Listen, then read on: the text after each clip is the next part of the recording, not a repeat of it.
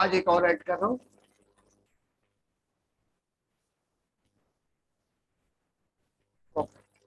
ठीक है, अच्छा खैर। अब मैंने लास्ट टाइम बताया था कि दुनिया की पहली जो ऑर्गेनाइजेशन बनी थी वो थी आर्मी। आर्मी को देखकर पहली ऑर्गेनाइजेशन दुनिया में बनी आर्मी। ठीक है, अकेला आदमी जंग नहीं लड़ सकता। ठीक है, अकेला आदमी कोई भी हो वो जंग नहीं लड़ सकता, चाहे कुछ कर लो। ठीक है, जरूरत होती है कई लोगों की, जो कि ऑर्गेनाइजेशन बनती है, इंटेलिजेंस फोर्स, फूड, आर्टिलरी, ये सारी चीजें। ठीक है ना, हर आदमी नहीं लड़ रहा होता फौज में, हर आदमी अपना काम कर रहा होता फौज के अंदर कुछ ना कुछ इसका। ठीक, और फौज को देखकर फिर दूसरी ऑर्गेनाइजेशन दुनिया के अंदर बनी। ठीक है, तो जो ऑर्गेनाइजेशन बनी, अच्छा ये वर्ड आया कहां से ऑर्गेनाइजेशन, ये भी समझो।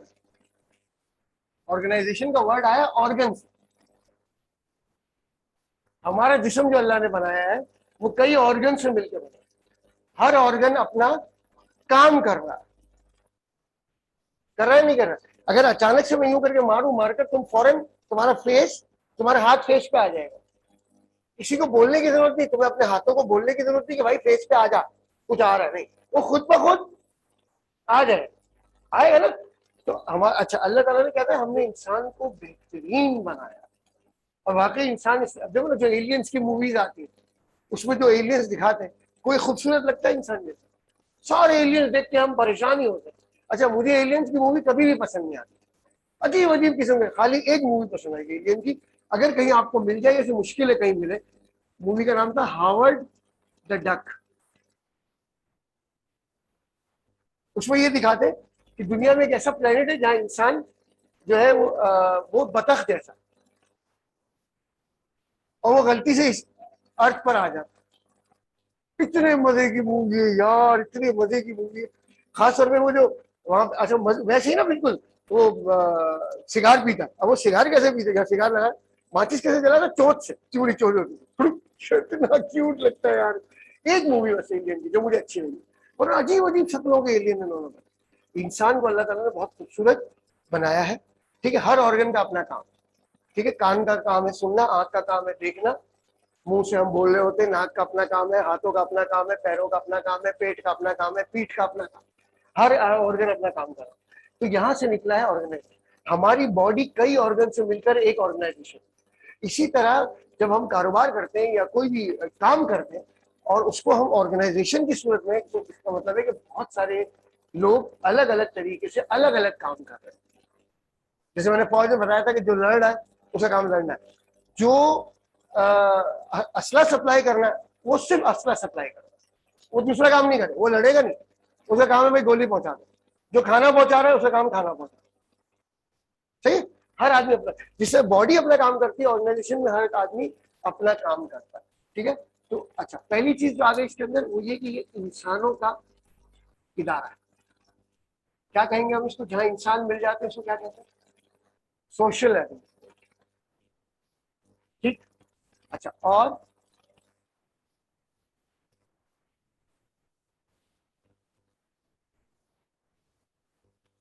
ठीक है, अब देखो मैं आपको बता, हॉस्पिटल में जब हम जाते हैं, हॉस्पिटल एक ऑर्गेनाइजेशन।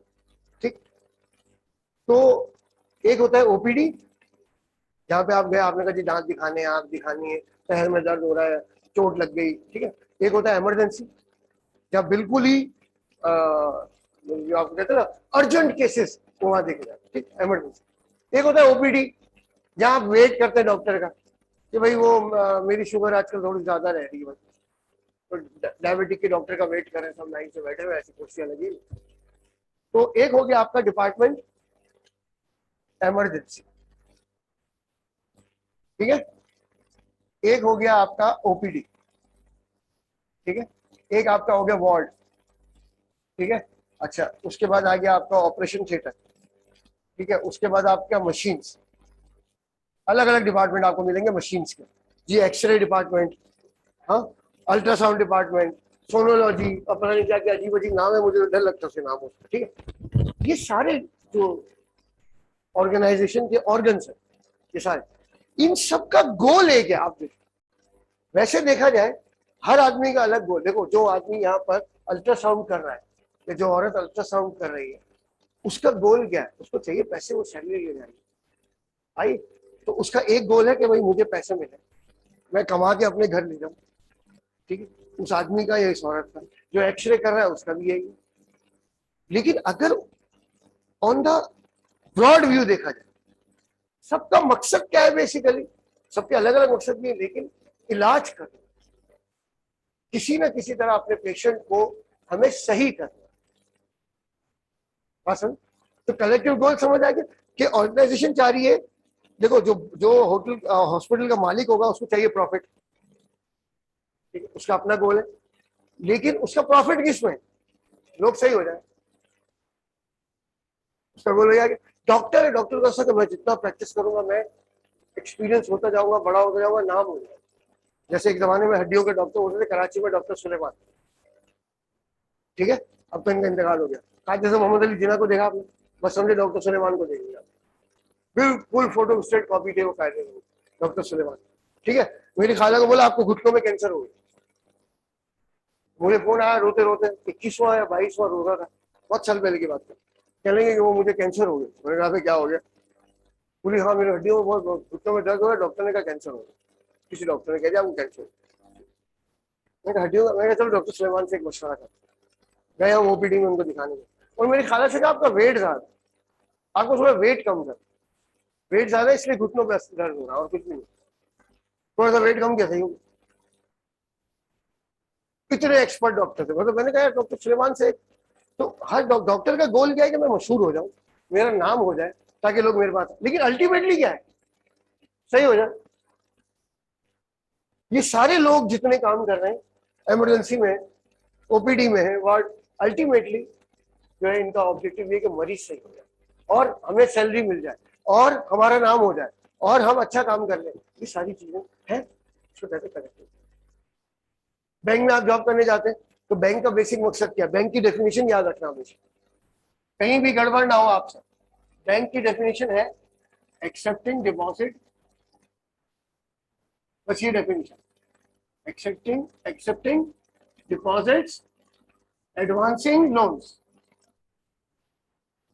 बस ये काम है, लोगों का डिपॉजिट लेना और लोन देना, ठीक है। अब इसके पास पैसे बहुत सारे, उसने रख दिए बैंक में, तुम कारोबार करना चाहते हो, तुम्हारे पास पैसे नहीं, तुमने बैंक से उधार ले लिया, इसका डिपॉजिट रख लिया, तुमको उधार दे दिया, तुमसे 12% इंटरेस्ट लिया, 7% इसको दे दिया, 5% बैंक ने रखा, तो यही काम है बैंक का। ये बैंक की डेफिनेशन, कहीं तुम लोग फंसना नहीं कभी, बैंक की डेफिनेशन सिंपल सी definition, accepting deposit, advancing loan, ये बेसिक बैंक की डेफिनेशन, ठीक। अच्छा, अब बैंक में आप चले जाए, हर आदमी के अपने गोल्स भी हैं, लेकिन कलेक्टिव गोल्स क्या है, एक ही गोल है कि भाई डिपॉजिट बढ़े, लोन्स बढ़ जाए, जितना लोन्स हम देंगे इतना ही हमारे फायदा है, सही है। आपको पता है ये बैंक वाले ऐसे होते हैं, अगर आप इनकी लोन वक्त से पहले पे करेंगे ना तो आपके ऊपर वो जुर्माना लगा दें।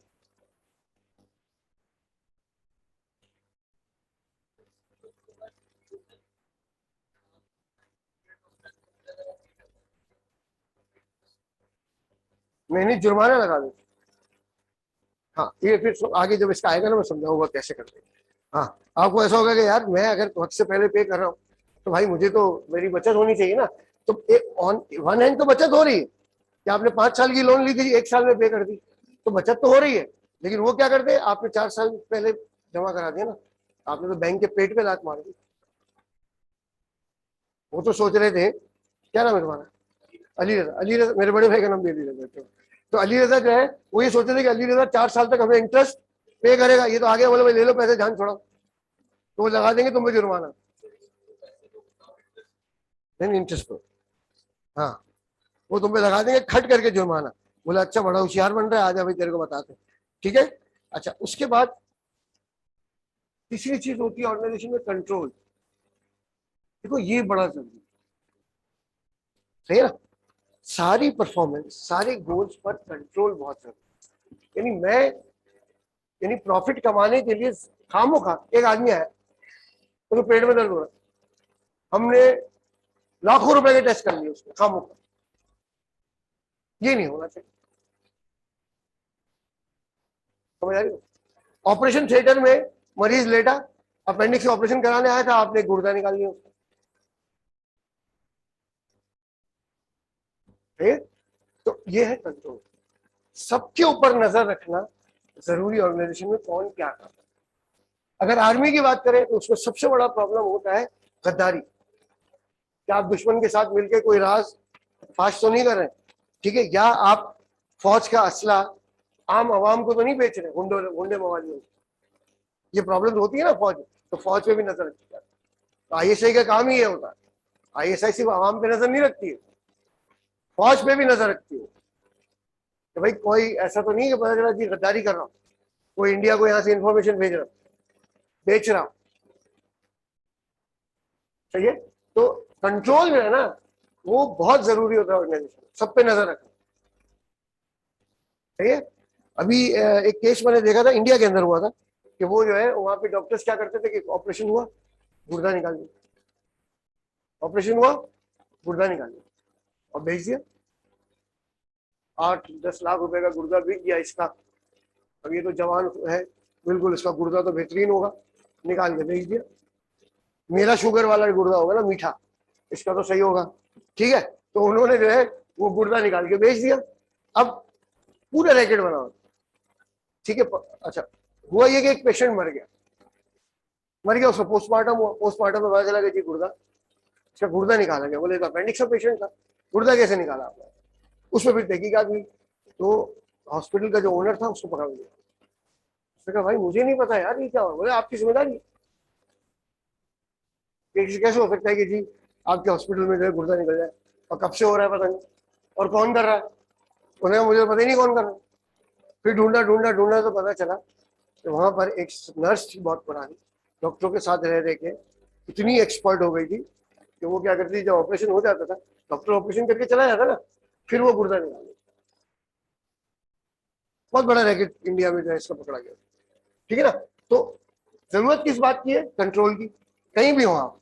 अच्छा, उसके बाद ऑर्गेनाइजेशन की एक बाउंड्री होती है, ये भी ध्यान रखना,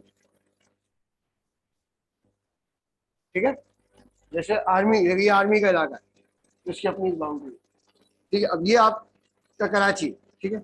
आम आदमी यहाँ से गुजर रहा है, यहाँ पे एंटर नहीं हो सकता। अगर किसी काम से एंटर होना है तो उसकी पूरी कौन है अंदर, जो अंदर जाएंगे माहौल कुछ और होगा, बाहर का माहौल कुछ और होगा।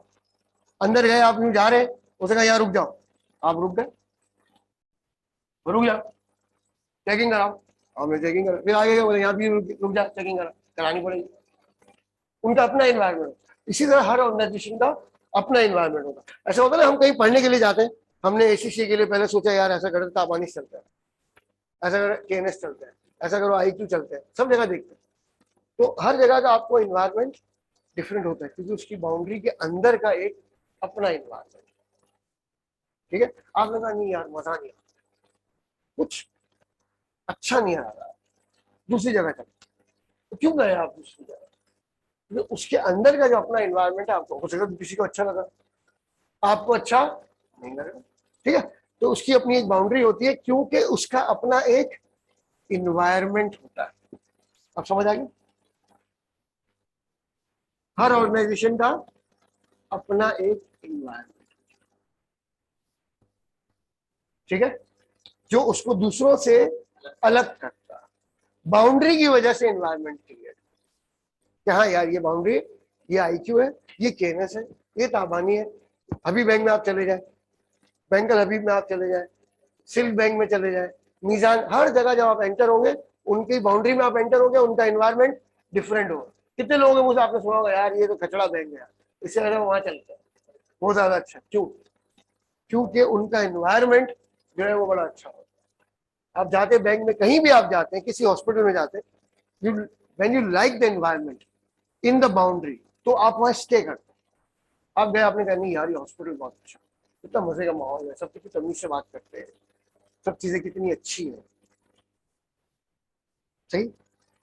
या आपको ऐसा लगता है नहीं यार ये तो, यार जैसे हम जब जाते हैं सिविल हॉस्पिटल, जिन हॉस्पिटल, तो हम कैसे अल्लाह से पनाह मांगते हैं कि अल्लाह बचा रहा है। क्यों? आप अमेरिका में चले जाए, सरकारी हॉस्पिटल जो है वो हैरान, हमारे प्राइवेट हॉस्पिटल ऐसे नहीं जैसे वहां सरकारी हॉस्पिटल। क्यों? क्योंकि उन्होंने अपनी बाउंड्री के अंदर अपना एनवायरनमेंट डिफरेंट रखा, अच्छा रखा। हर आदमी चाहता है कि यार जाए, और मजा यही आता किसी भी काम में। या आप IQ आया, आपको मजा आ रहा है पढ़ने में, आपने बोला नहीं आ रही, माहौल बहुत अच्छा, इसकी बाउंड्री में आए मूड चेंज हो जाता है, मजा आ रहा है। या आप किसी बाउंड्री में एंटर हुए और आपका दिमाग खराब हो जाता है, बोला यार ये पता नहीं कहाँ आ गया, पागल बना रहा है। समझ, ये जहन में है। तो ये ऑर्गेनाइजेशन की 5 चीजें हमेशा जहन में रखना: social arrangement, collective goals, control, boundary. ये हो गया ऑर्गेनाइजेशन की डेफिनेशन। कोई भी आपको कहीं भी परेशान नहीं कर सकता। 5 चीजें होती है ऑर्गेनाइजेशन। अब वो चाहे कॉर्पोरेशन हो, ऑर्गेनाइजेशन नहीं हो। समझ में आ गया? अच्छा, अब बात करते हैं कि ऑर्गेनाइजेशन की किसी से अलग कैसे होती है, यानी डिफरेंट ऑर्गेनाइजेशन में डिफरेंस क्या होता है, कैसे पता चलता है डिफरेंस। ठीक है, पहला होता है ओनरशिप। ठीक है, अब देखो सोल प्रोप्राइटरशिप का मतलब है 2 से 20, लिमिट याद रखिएगा, 2 से 20। ज्वाइंट स्टॉक कंपनी में अगर आ जाए तो आपको मिलेगा एक प्राइवेट लिमिटेड होता है और एक पब्लिक लिमिटेड होता है। अच्छा, प्राइवेट लिमिटेड के साथ प्राइवेट लगाना जरूरी है, पब्लिक लिमिटेड के साथ सिर्फ लिमिटेड लगाओ। HBL, हबी बैंक लिमिटेड, इसका मतलब पब्लिक लिमिटेड। पब्लिक लिमिटेड मतलब पब्लिक सेक्टर नहीं। पब्लिक लिमिटेड का मतलब है कि इसके शेयर होल्डर आम पाकिस्तानी है। प्राइवेट लिमिटेड का मतलब है कि शेयर होल्डर सिर्फ फैमिली वाले या दोस्त। जैसे हमारे मेमनों की है पाकोला। ठीक है, पाकोला, पाकोला पिया आपने? आइसक्रीम सोडा, इसका एक ही फ्लेवर चलता है हमेशा, बचपन से चल रहा है, यूरोप तक में मशहूर है। आइसक्रीम सोडा जो है वो बेसिकली इंडिया का फ्लेवर, इंडिया का मतलब इंडिया पाकिस्तान का फ्लेवर। लेकिन इंडिया भी इतना अच्छा पाकोला नहीं बनाता ग्रीन वाला आइसक्रीम सोडा जितना अच्छा हमारे यहाँ बनता है। यूरोप तक में जो है वो लोग पेप्सी छोड़ के पाकोला पीते हैं, लोगों को इतना पसंद। मेरी वालिदा को बहुत पसंद था, तो उनकी बरसी होती तो पाकोला ला के खाते पड़ा यार, उनको बहुत पसंद। आखिर में मुझे बोले यार मैं तो शुगर हो गई, मरने वाली हूँ, पाकोला तो पिला दे। मैंने कहा पी ले भाई, जाने से पहले भाई पी के जा, कोई टेंशन नहीं। ठीक है, 600 शुगर थी उनकी, मुझे वो पाकोला पीना, मुझे मैं कहा पी लो। मैंने पता नहीं कब चले जाओगे दुनिया से, दिल क्यों मार रहे हो, थोड़ा सा पी के जाओ। ठीक है, Pakola private limited. Share holder कौन है? चाचा, मामू, दादा, नाना, बहू है, दामाद, ये सारे जो है आपस में 25 शेयर होल्डर। सोल्जर बाजार के पीछे गार्डन ईस्ट में इनका इलाका, सारे इनके बंगले, वहां इन्होंने मस्जिद भी बनाई है। मस्जिद का नाम है मदनी मस्जिद। लेकिन आपको वहां किसी से पूछेंगे मदनी मस्जिद कहाँ है, तो कोई आपको जवाब ही नहीं देगा, बोला पता नहीं। आप बोले पाकोला मस्जिद क्या है, बोले ये इतनी मशहूर है क्योंकि आसपास इनके बंगले उन्होंने बनाई है। बड़े अच्छे लोग हैं, मतलब वहीं रहते हैं अभी तक, सालों से इनके बंगले, इनके गार्ड बैठे होंगे वहाँ पे। हम लोग बड़े मजे से वहाँ घूमते फिरते थे क्योंकि इनके गार्ड बैठे होते थे। कभी डकैती वकैती के टाइम उन्हें मोबाइल यूज करो, पता है हर कोने में गार्ड खड़े हैं, तो वहाँ डकैती नहीं होती अभी भी। ठीक है, इनकी अपनी मस्जिद बनाई है, बड़े अच्छे लोग हैं, बहुत जबरदस्त लोग। तो इन्होंने क्या किया, प्राइवेट लिमिटेड बनाया। शेयर होल्डर कौन है? फैमिली वाले। HBL जिसके साथ सिर्फ लिमिटेड लगाओ, इसका मतलब है कि आम पाकिस्तानी इसका शेयर होल्डर बन सकता है। ठीक है, अच्छा कोऑपरेटिव क्या होती है? कोऑपरेटिव की बुनियाद ये होती है, कभी आप मोबाइल मार्केट में जाए, फर्ज करें आपने टीवी पर ऐड देखा इन्फिनिक्स का, लिखा हुआ है कि भाई इन्फिनिक्स हॉट प्रो 27,000 रुपए। आप मार्केट में जाएंगे, हो सकता है आपको 25,000 में मिल जाए। ये 25 में क्यों मिल रहा? इन्फिनिक्स की शॉप पे जाएंगे 27,000 का होगा, आम मार्केट में जाएंगे तो 25,000 का। ये कैसे होता है? सोचने वाली बात है। वो क्या करते हैं, मोबाइल मार्केट में है मोबाइल कोऑपरेटिव, उनकी कोऑपरेटिव बनी। ठीक है, उस कोऑपरेटिव के अंदर हर वो शख्स मेंबर है जो मोबाइल मार्केट के अंदर दुकान रखता है, चाहे किराए की चाहे अपनी, वो उस कोऑपरेटिव का मेंबर बन सकता। समझ आ गई? चाहे वो किसी भी किस्म का, मतलब किराएदार हो या बस मोबाइल का काम करना चाहिए। अच्छा, वो चाहे शिया हो, सुन्नी हो, वहाबी हो, देवबंदी हो, बरेलवी हो, हिंदू हो, ईसाई हो, कोई उसकी मजहब की बुनियाद पे नहीं बना हुआ। ये किस बुनियाद पे बना हुआ है कि भाई कॉर्पोरेट कि ये मोबाइल का काम करता है, इसमें मेमन भी है, इसमें सिंधी भी है, इसमें पंजाबी भी है, इसमें सराइकी भी है, महाजन भी है, सब हर किस्म के लोग सीक्रेट पार्टनर कहते हैं। तो हमने अपने काम के एम्प्लॉय को पार्टनर बना के रोक लिया ना, समझे बात को? ये चीज होती है पार्टनरशिप, कि कोई और नहीं कर सकता। जॉइंट स्टॉक कंपनी में क्या होता है, आप शेयर होल्डर है, आपको जाना ही अलाउ नहीं है, आपकी इन्वेस्टमेंट है, आपने शेयर खरीद लिए, बस चुपचाप बैठो। मीटिंग में आना, जनरल स्टाफ में, वो एनुअल जनरल मीटिंग एजीएम, आके कुछ बोलना तो बोल देना, समझ आई ना? जॉइंट स्टॉक कंपनी में आप शेयर होल्डर है, लेकिन आप वहां अंदर एंटर नहीं हो सकते सिवाय एनुअल जनरल मीटिंग के, साल में एक बार। अब बताओ, क्योंकि चलाते इसके डायरेक्टर्स है, ऐसा शेयर होल्डर्स को होता है, चलाते डायरेक्टर्स है, डायरेक्टर्स भी नहीं चलाते। डायरेक्टर्स क्या करते हैं, प्रोफेशनल अपॉइंट करते हैं, वो प्रोफेशनल जो एम्प्लॉइज होते हैं वो ऑर्गेनाइजेशन चलाते हैं। अब बता, अगर आपके पास 60% शेयर हो कंपनी, 7% 60% तो हो ही नहीं सकते, 32 बिलियन होता है इसका कैपिटल, 32 बिलियन के करीब होता है। 32 बिलियन देखिए कभी, 32 बिलियन तेरे घर में रख दूंगा, नींद नहीं आएगी तेरे को रात को, आएंगे भी नहीं, सही है? अगर आ भी गए तो तू सो नहीं सकेगा रात को, पैसे देख के पागल हो जाए, मतलब इतना पैसा बहुत है। तो ये क्या होता है कि जैसे तुमने जो है 7% शेयर दे दिया 32, तो तुम एनुअल जनरल मीटिंग में खड़े हो सकते हो कि भाई मेरे पास 7% शेयर है, मुझे आप डायरेक्टर बना दो। डायरेक्टर बना के भी कंपनी नहीं चलाएंगे आप, चलाएंगे प्रोफेशनल चार्टर्ड अकाउंटेंट्स, एमबीए, और ये आप हायर करेंगे, आप सिर्फ बोर्ड ऑफ डायरेक्टर में शामिल हो जाए, खाली आपको पक पक पक पक करने की इजाजत मिल जाएगी, बस फायदा। तो लेकिन जॉइंट स्टॉक कंपनी में क्या होता है, अगर कंपनी बंद हो गई, समझे बात, कंपनी बंद हो गई, आपका कितना नुकसान होगा, जितना इन्वेस्टमेंट करें, सही। कोऑपरेटिव बंद हो गई, आपने 1000 रुपए का एक शेयर लिया, 1000 रुपए गए ना बाढ़ में गया, ठीक है यार। पार्टनरशिप और सोलो पार्टनरशिप में समझो क्या प्रॉब्लम है, हम लोग चारों पार्टनर, ठीक है, बहुत बड़ा नुकसान हो गया, अल्लाह ना करे, सही। अब हमारे पास पैसे नहीं, इसने अपनी गाड़ी बेची, जेवर बेचा, तुमने अपनी गाड़ी बेची, बीवी के जेवर बेचे, इसने अम्मा के जेवर बेचे, मैंने अपना घर बेचा और मुझे नुकसान किया, ये दोनों में ये प्रॉब्लम, समझ गए? तो कहते हैं अनलिमिटेड लाइबिलिटी दोनों में। जॉइंट स्टॉक कंपनी अगर बंद भी हो गई, मेरे मेरे 5000 रुपए के शेयर थे, तब 5000 गए, कोई नहीं बोलेगा कि यार अली रजा आप जो है कंपनी के डायरेक्टर है, जाओ घर से पैसे लेकर आओ, कंपनी को संभालो, बोला चल चल, ठीक है। मेरा इसमें 10 लाख रुपए का इन्वेस्टमेंट थी, 10 लाख डूब गए बाद में, इससे आगे कुछ। लेकिन पार्टनरशिप में तुम 10 लाख तुमने इन्वेस्ट किए थे और तुम्हारे हिस्से में 27 लाख का नुकसान आ गया, भरो, भरना ही पड़ेगा, बात समझे?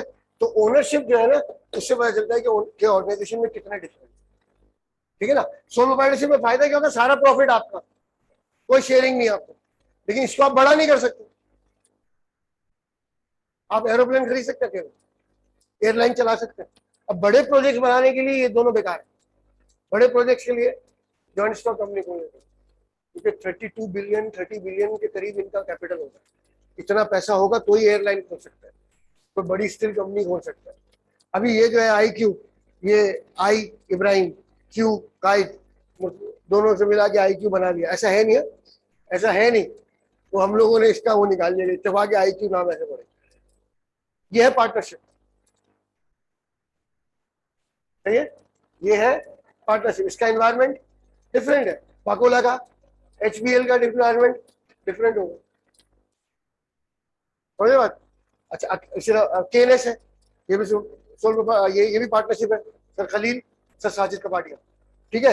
ये एआरटीटी, अहमद रजा और तारिक कुनियो, ये भी पार्टनरशिप है। ताबानी का पता नहीं, कि वो शरीफ ताबानी साहब चलाते हैं, बड़े जबरदस्त आदमी। तो जब हम स्ट्रॉन्ग चांद पे गए ना, तो वहां पे पहले से ताबानी का कैंपस मौजूद था, मैं ये मजाक में कह देता था, इतना पुराना है कि चांद पे भी पहले दो चीजें थी चांद पे, एक कोयटा चमन होटल और एक ताबानी, ये दो चीजें थी। हाँ, तो वो मेरे दोस्त ने पठान, वो कोयटा से होटल चलाते, तो वो जो है बहुत हंसते हैं इस बात। मैंने कहा 50 रुपए का चाय का कप हो गया, कल दोस्त निकले वहां से, जौहर से, हम लोग सब साथ निकले, चले यार चाय पीते। मैंने कहा कितने का चाय? बोला 50 रुपए। मैंने कहा चल चल, तो मैं घर जाके चाय पी। बोले क्या हो? मैंने कहा यार तो हराम का पैसा हम लोगों के पास है। अभी हम लोग 22 टीचर चाय पियेंगे, 50 रुपए के हिसाब से कितना, 1100 रुपए की चाय पियेंगे। 1100 रुपए की चाय क्यों पी? जाके अपने मियाँ भी अपने बच्चों पे खर्च करो ना यार, इस पठान को क्यों दे रहे हो चाय? बुरा लग गया। मैं कहा निकलो सब, कोई नहीं पिएगा चाय। पठान का मूड तो हो। सुबह ना 22 आदमी 1100 रुपए की चाय मिल जाएगी। 1100 की चाय पड़ेगी कितने की? 150 रुपए की, 200 रुपए की। ठीक है, मैंने कहा कोई नहीं पिएगा चाय, चलो। तो 100 रुपए की चाय पे पागल है हम लोग क्या यार? हाँ, कितना समूह हो गया? मैंने नहीं पिए। हम लोग मेहमान लाए ना उसे, देखो एक बात हम लोग के बारे में मशहूर है, हम बड़े कंजूस होते हैं, मशहूर है। लेकिन मेमन में एक क्वालिटी आप सुने। देखो मैं वहां बैठा हुआ, मुझे मेरे कितने पैसे जाने थे? कुछ भी नहीं, 50 रुपए। लेकिन मैंने सबके बारे में सोचा यार, 2200 रुपए से, 1100 रुपए से क्यों दे यार? मैंने कहा तुम लोग कुछ खा लो यार, घर जाके अपने बच्चों को दे दो 50 रुपए यार, अपनी बीवी के लिए कुछ ले लो, बर्गर 50 रुपए। इसको काय को दे रहे हो इतने पैसे यार? अब उसको एक दो टीचर कह रहे हम लोग पे कर देंगे यार तेरे पैसे। मैंने कहा मेरे पैसे का सवाल नहीं है यार। मैंने कहा अल्लाह का शुक्र है इतने पैसे कि तुम लोगों को नहीं दे सकता मैं 1100, कोई टेंशन नहीं है, लेकिन क्यों दूं? मैंने कहा मेरे घर चलो, मैं बना के चाय पिला दूंगा। हम लोग मेमन इसलिए कंजूस नहीं है, पैसा जब भी खर्च कर, जरूरत हो तो खर्च कर। हमारे मेमने को सुन गया, अगर जरूरत नहीं है ना, 1 रुपया भी नहीं खर्च करेंगे। अगर जरूरत है, लाखों लुटा देंगे। अच्छा इसका पता कैसे चलेगा? आप कराची में शादियां देख लें, सबसे महंगी शादियां मेमनों की होती है। आप कराची का चक्कर लगा ले, सबसे ज्यादा वेल डेकोरेटेड घर मेमनों में है। सही, तो जरूरत है। मैं गाड़ियों का कारोबार करता था, मेरे घर में हर वक्त 3 से 4 गाड़ियां खड़ी रहती थी, हर वक्त। सही है, मैं बाइक पे घूम रहा हूँ। सही है, मेरी बेटी ने 4 4 गाड़ियां घर में खड़ी, तुम बाइक लेके क्यों जाते? मैंने कहा पहला पेट्रोल की बचत, दूसरा मेरे को कोई पार्किंग की टेंशन नहीं होती, तीसरा मैं रश में नहीं फंसता। ठीक है, और घर से इतना करीब है, मुझे आई कि पागल हूँ गाड़ी लेके आओ, पार्किंग ढूंढू, परेशान हूँ। भाड़ में खड़ी है ना, पार्किंग में खड़ी रहने, अपने आराम से बाइक पे आ गए। अभी उस दिन क्या हुआ, आई क्यों भैया आदमी वो इलेक्ट्रिक वाले काम कर रहे थे, 2 4 गाड़ियां उनकी, ट्रैफिक जैम हो गई। गाड़ी वाले हॉर्न बजा रहे, पे पा। मैं यहाँ निकला क्लास लेके, वजह से मैंने बाइक स्टार्ट की, सामने फुटपाथ है बिल्कुल, फुटपाथ पे चढ़ाई, वहां उतरा, कुड़ूक निकल गया। मैंने कहा भाड़ में। मैंने अपनी बेटी को बोला, मैंने कहा बेटा बाबा मोबाइल हो जाए, गाड़ी मुझे फंसा देती, क्या करूँ गाड़ी? हाँ सर, अब आओ भी ढूंढते रहो पार्किंग। सही है, तो पेट्रोल की बचत है, ना खुआरी की थी कि फंसते ही नहीं। हाँ, उसी में हम लोग जेल रोड पे जा रहे, गाड़ी उतर रही, बाइक, ट्रैफिक जैम। अच्छा मजे की बात, बेगम ने बोला अपन गाड़ी में चलते हैं। अच्छा मुझे बाइक हमेशा से बहुत पसंद, मैंने कहा छोड़ ना, गाड़ी बाइक पे चलते हैं। अच्छा बेगम भी मान गई। अब वो हुआ ये कि जब उतरे तो मैंने कहा देख, अच्छा उन्होंने गाड़ी नहीं लाई, बराबर में 2 लड़के गुजरे, उन्होंने क्या किया, बाइक अपनी उठा के फुटपाथ पे डाल दी। मैंने यार मेरी भी डाल दी। हम लोग फुटपाथ पे बाइक डाली, बेगम बिठा, शू उतर के वापस नहीं निकल गया। मैंने कहा गाड़ी होती तो खड़े होते और लूट जाते, ट्रैफिक जैम में गाड़ियां लूट जाती। आ चला भाई, शीशे पे गन रख के खटखटाते, चल भाई दे दे मोबाइल। मैंने कहा पागल हूं मैं यार। ठीक है, तो खर्च करो। अब शादी में जाना है, पूरी फैमिली जा रही है, मैं थोड़ी बाइक पे जाऊंगा, गाड़ी में जाऊँ आराम से, एसी चला के, गाने लगा के। तो जहां जरूरत है वहां खर्च कर, मेमन बन जा। सही है, वो गफार सेठ को बोला सत्तार, बोला गफार सेठ, सत्तार सेठ आपको गाली दे रहा है। बोला कुछ दे रहा था ना, कुछ ले तो नहीं रहा ना, दे रहे। समझ गया? ठीक है, तो ये ध्यान में रखिए। तो ओनरशिप पब्लिक कॉर्पोरेशन में आ जाए, नादरा, पीआईए, कोई भी इदारा है, पुलिस, आपका जाने का दिल चाहता है? क्यों? इन्होंने, क्योंकि इनकी सरकारी नौकरी, काम करते नहीं, कोई मुसीबत आपको यार, आपको यार जान छुड़ाओ यार। हाँ, नादरा जाना हो ना ईमान से, मुझे मौत आती है नादरा जाना। ठीक है, वो नादरा पे जोक भी है ना, एक औरत नहीं कहने आपने तो मुझे बेवा लिख दिया इसमें, मेरे शोहर तो जिंदा है, उन्होंने गन निकाल के शोहर को गोली मार दी। बोला ठीक, अब सही है। ये हाल है पब्लिक कॉर्पोरेशन, है या नहीं? ठीक है, पीआईए से मैं ट्रैवल नहीं करता। हाँ, एक दफा गया था मैं लाहौर, तो मेरे जाते हुए मुझे पीआईए मिली। अभी एसी नहीं चल रहा है, परेशान हो गया था। अरे थैंक यू बेटा, थैंक यू। तो वो जो है एसी नहीं चल रहा। अच्छा, उसके बाद एयर हॉस्टेस इतनी बदशक्ल। हाँ, उसके बाद वापसी जब आया ना, तो वापसी की फ्लाइट मेरी सरीने से थी। अरे एयर होस्टेस थी उसकी, तमीज से बात कर रही थी, जबरदस्त माहौल, एसी चल। अच्छा, जहाज खड़ा हुआ। अच्छा, वापसी में इस्लामाबाद एयरपोर्ट पे हमारा जहाज 45 मिनट खड़ा रहा, उसको वो नहीं मिल रहा था। 45 मिनट का एसी चल रहा।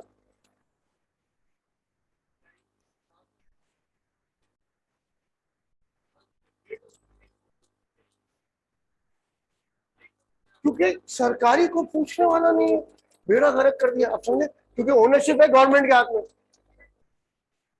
अब वो जब पीपल्स पार्टी आती है अपने बंदे भर देती है, नून लीग आती है अपने बंदे भर देती है, पीटीआई आती है अपने बंदे भर देती है। जहाँ 1000 आदमी की जरूरत है 10,000 आदमी भरा हुआ।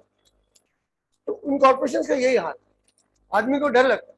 मैं शनाख्ती कार्ड लेने के लिए गया, मेरे शनाख्ती कार्ड एक्सपायर हो गया था लास्ट ईयर। मैं बनवाने गया नादरा में, तो फास्ट ट्रैक में चला गया। उन्होंने कहा जी 2700 2200 कुछ लिया उन्होंने, बोला अगले हफ्ते आ जाएगा। बस मैं आ गया। जब मैं लेने के लिए गया ना, तो मैंने, अच्छा मेरी आदत क्या है, शनाख्ती कार्ड जब भी आप लेने जाओ ना, आप पूरा चेक करोगे, ऐसे रिसीविंग नहीं लोगे। तो एक मिनट चेक करो। मेरे साथ अंकल खड़े हुए थे, तो वो शनाख्ती कार्ड शायद, अच्छा मैं चश्मे लगा के चेक करा, तो मेरी नजर उनकी शनाख्ती कार्ड होती। मैंने कहा अंकल, इस शनाख्ती कार्ड के लिहाज से आपका बेटा आपसे पहले पैदा हुआ, आप बाद में पैदा। कहने क्या मतलब? मैंने कहा गौर से देख, बेटे की दोनों शनाख्ती कार्ड साथ बने थे, उनका उनके बेटे का। जो उनकी डेट ऑफ बर्थ थी बेटे के उसमें लिखी थी, बेटे की जो थी उनमें लिखी थी। मैंने कहा यार साइंस का दौर है, बच्चे बाप के पहले पैदा हुए जी। आप बाहर चले जाए, रेलवे का हाल ले जाए, आप और दुनिया में चले जाए, रेलवे कैसा होगा। जापान ने बुलेट ट्रेन बना ली, जर्मनी ने उड़ती हुई ट्रेन बनाई है, मैग्नेटिक ट्रेन। वो खड़ी हुई स्टेशन पे, जैसे चलना शुरू होगी ऊपर हो जाएगी। तो हवा में हुई ना, उभान कहते हैं उसको, उभान। मेरे डैड सफर करके आए उभान में। हाँ, बोले कोई टिकट मिले थे, आप बिगड़ टिकट चढ़ेगा कोई नहीं पूछेगा आपको, समझे बात को।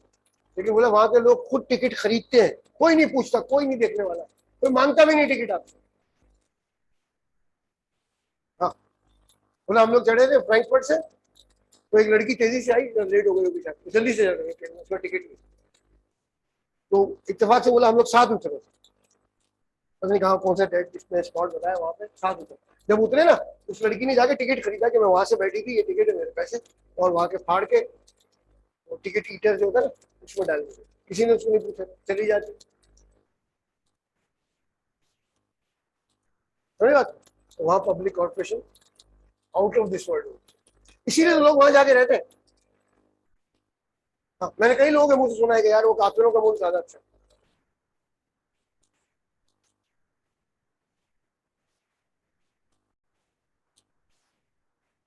अभी नेशनल बैंक चले जाओ,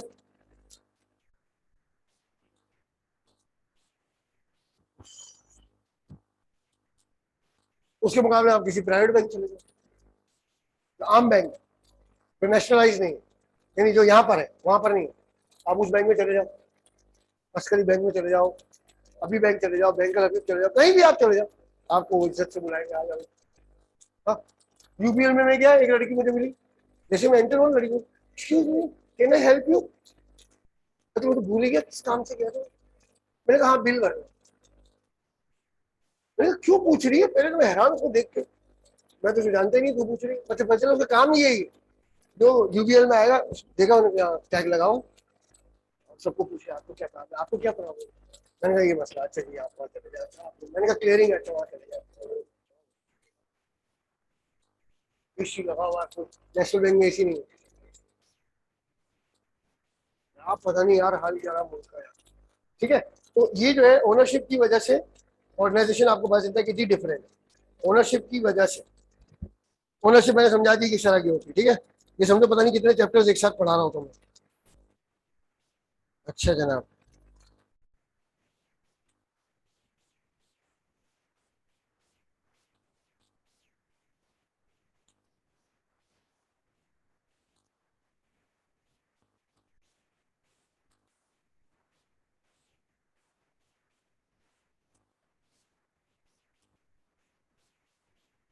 ओके।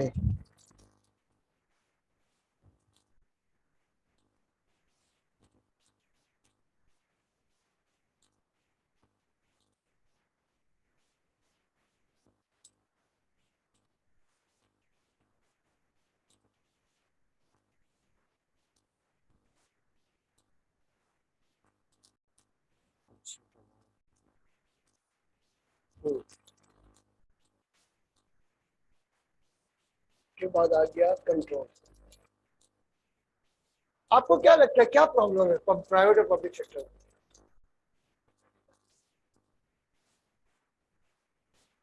तो पूछने वाले ही नहीं। हाँ, समझ, ये बड़ा प्रॉब्लम। अजीब, जिसका जो दिल चाह रहा है वो करना, ये हाल है। अच्छा जनाब, उसके बाद दो तरह की ऑर्गेनाइजेशन होती है, प्रॉफिट और नॉन प्रॉफिट। बिजनेस ऑर्गेनाइजेशन का जो प्राइमरी ऑब्जेक्टिव होता है वो हमेशा प्रॉफिट होता है, नॉन प्रॉफिट नहीं होता। अगर नॉन प्रॉफिट है तो बिजनेस ऑर्गेनाइजेशन नहीं। तो क्या नॉन प्रॉफिट ऑर्गेनाइजेशन प्रॉफिट नहीं करती? करती है प्रॉफिट। ये सिलानी गिलानी इनका भी प्रॉफिट होता है, और जेडीसी, लेकिन इनका मकसद प्रॉफिट कमाना है। बिजनेस ऑर्गेनाइजेशन का प्राइम ऑब्जेक्टिव जो है वो प्रॉफिट होगा, ठीक है ना। अब जैसे हमारे जितने इंस्टीट्यूट है, केएनएस हो गए, ताबानी हो गए, आईक्यू हो गए, इनका जो मेन मकसद है वो प्रॉफिट। अगर प्रॉफिट ना हो तो फिर ये बिजनेस ऑर्गेनाइजेशन नहीं होगी, फिर ये एनपी हो जाएगी, नॉन प्रॉफिट ऑर्गेनाइजेशन, सही है ना। तो अब जब आप प्रॉफिट ऑर्गेनाइजेशन में काम करते हैं तो उनका बेसिक मकसद होता है प्रॉफिट मैक्सिमाइजेशन। नॉन प्रॉफिट जैसे पब्लिक सेक्टर की ऑर्गेनाइजेशन में उनका एम प्रॉफिट होता ही नहीं, उनका मकसद होता है पब्लिक वेलफेयर। कि पीआईए को अगर प्रॉफिट होगा तो सारा प्रॉफिट किसको जाएगा? गवर्नमेंट को, आम आदमी के लिए।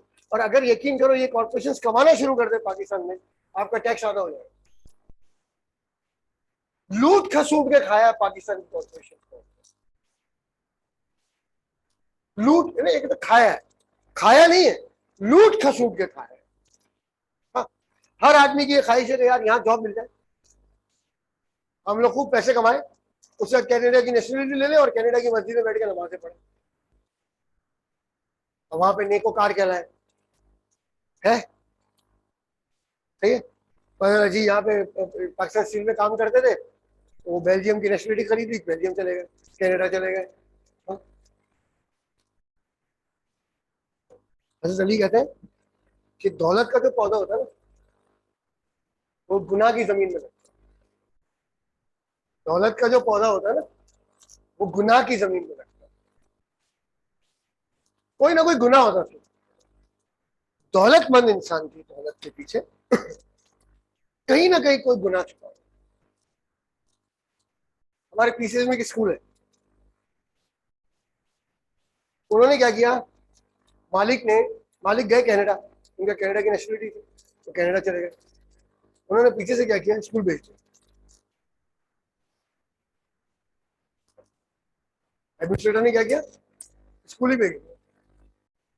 वापिस आए, स्कूल ही गायब,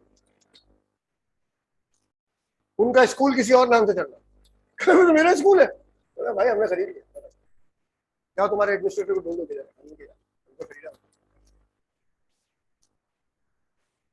फिर उस बेचारे ने दोबारा स्कूल खोला, लेकिन जाहिर है वो दोबारा उसको स्टैब्लिश करना आसान थोड़ी होता। दूसरा जिसको बेचा था वो कमा गया, जिसने बेचा था वो भी आज बड़ा पैसे वाला, बड़ा तस्वीर है। कहीं ना कहीं कोई ना कोई गुना दौलत के पीछे छुपा हुआ है, ये बात ध्यान में। हज़रत अली का कौल है तो पत्थर पे लकीर है। नबी पाक सल्लल्लाहु अलैहि वसल्लम और सहाबा कराम के जो अक़वाल है वो हमारे लिए पत्थर पे लकीर होता है, उनसे बाद आगे हम बात करते ही नहीं। तो यानी कहीं ना कहीं कोई ना कोई गुनाह छुपा हुआ होगा। आम आदमी जो होता है, मेहनत करने वाला आदमी, वो कमाता है और खाता है, कमाया खा, वो अंधी दौलत का मालिक कभी नहीं बन सकता। ध्यान में, कहीं ना कहीं कोई ना कोई जुर्म छुपा हुआ, याद रख, ठीक है। तो नॉन प्रॉफिट ऑर्गेनाइजेशन में आप काम करेंगे अगर आपको मौका मिलता है, जैसे कराची क्लब है, उन्होंने भी सुना कोई सीए को रखा हुआ, चार्टर्ड अकाउंट, सीए, सीएफओ जो है उनका, चीफ फाइनेंशियल ऑफिसर, वो कोई चार्टर्ड अकाउंट, कराची क्लब, मेरे ख्याल लाखों में वो है मेंबरशिप। हाँ, तो अब आप अगर सीए करके वहां बच जाते हैं, एसीसी करके वहां जाते हैं, तो वो ऑर्गेनाइजेशन जो है वो होगी नॉन प्रॉफिट, उसका इन्वायरमेंट, एटीट्यूड डिफरेंट होगा। अगर आप आके अभी बैंक में काम करते हैं तो उसका इन्वायरमेंट, उसका एटीट्यूड, प्रॉफिट और नॉन प्रॉफिट की वजह से भी आपको डिफरेंस नजर आएगा कि नहीं यार सॉरी, इट इज डिफरेंट। समझ आ रही बात? अच्छा, और क्या डिफरेंट होता है जनाब? एक्टिविटी, एक्टिविटी डिफरेंट होती है। हॉस्पिटल की एक्टिविटी कुछ और होती है, आईक्यू की कुछ और है, अभी बैंक की कुछ और है, हॉस्पिटल की कुछ और होगी, मस्जिद की कुछ और होगी, कराची क्लब की कुछ और होगी, एक्टिविटी डिफरेंट होगी। लीगल स्टेटस, लीगल स्टेटस सिर्फ इसका होता है बस, बाकी किसी का लीगल स्टेटस नहीं है। कैसे पता चलता है? पता ऐसे चलता है कि जॉइंट स्टॉक कंपनी जो है आप गवर्नमेंट की इजाजत के बगैर नहीं खोल सकते। अकेले बिजनेस करना है, आप अभी शुरू कर ले। कितने बजे? 11:15, 11:10 हुए, 11:30 बजे से हम लोग चारों पार्टनरशिप शुरू करते हैं। कोई एग्रीमेंट की जरूरत नहीं है, राइटिंग में कोई एग्रीमेंट। सही, हम चारों ने मिलकर अभी डिसाइड कर लिया कि हम पार्टनर बन जाते हैं। लाख इसने दे दिए, लाख इसने, लाख इसने, लाख मैंने, हमने बिरयानी की दुकान खोल ली, फर्नीचर की दुकान खोल ली आगे नर्सरी। कोई पूछने वाला नहीं, कोई टेंशन नहीं, कोई पार्टनरशिप जब भी क्या स्टार्ट करो। कोऑपरेटिव, इसका भी लीगल स्टेटस होता है, लेकिन चूंकि ये नॉन प्रॉफिट ऑर्गेनाइजेशन होती है, ये भी लीगल स्टेटस, लेकिन ये प्रॉफिट ऑर्गेनाइजेशन है। कोऑपरेटिव प्रॉफिट के लिए नहीं बनाई जाती, सिर्फ मामला को सस्ता करने के लिए बनाई जाती है, कि मिल के जो है हम एक कम्युनिटी को फायदा दें। तो इसका भी मकसद प्रॉफिट नहीं होता, लेकिन इसका भी लीगल स्टेटस है। ये भी गवर्नमेंट की इजाजत के बगैर नहीं कर सकते।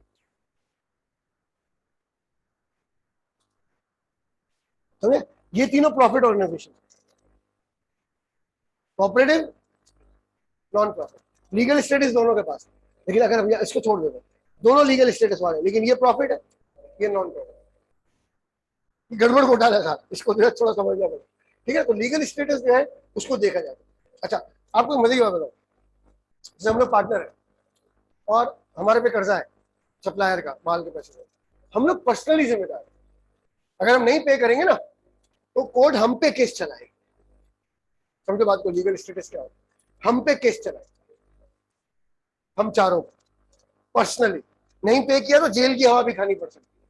हवा और लात दोनों, हवा लात का मतलब सोचते हैं, हवा और लात दोनों खानी पड़ती है। समझ आया? अच्छा, अगर जॉइंट स्टॉक कंपनी, ठीक है, अली रजा डायरेक्टर है, शहीद ने माल सप्लाई कर दिया, दूसरे दिन शहीद आके बिल ले गए कि भाई कल माल सप्लाई किया था, पेमेंट कर दो। बोले अली रजा तो है नहीं, वो तो कल अपने शेयर बेच के चले गए, वो तो अब डायरेक्टर ही नहीं। अच्छा, नया डायरेक्टर कौन है? वो जी मुर्तजा कायद है। तो भाई उनको बोला मैं कल माल लेकर आया था यार, ये बिल ले लो भाई। मुर्तजा मैं तो आज ही नया डायरेक्टर बनाऊं, देखता हूँ। आपने केस कर दिया कि यार कंपनी पेमेंट नहीं करी, तो कंपनी को बुलाया जाएगा कोर्ट में, इसको नहीं, पर्सनली। इसको बुला ही नहीं सकते, बोले मैं हूं नहीं शेयर होल्डर। इसे 15 जून को सामान दिया शाम को, मैंने रात को 11 बजे शेयर बेच दिए 15 जून को। अब 16 जून को मैं हूं नहीं डायरेक्टर, मैं क्या करूँ? जो नया आएगा इसकी जगह पर हो जाएगा अदालत।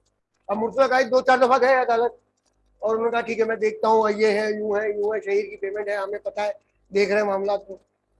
5वीं दफा मुर्तजा कायद भी चले गए शेयर बेच के।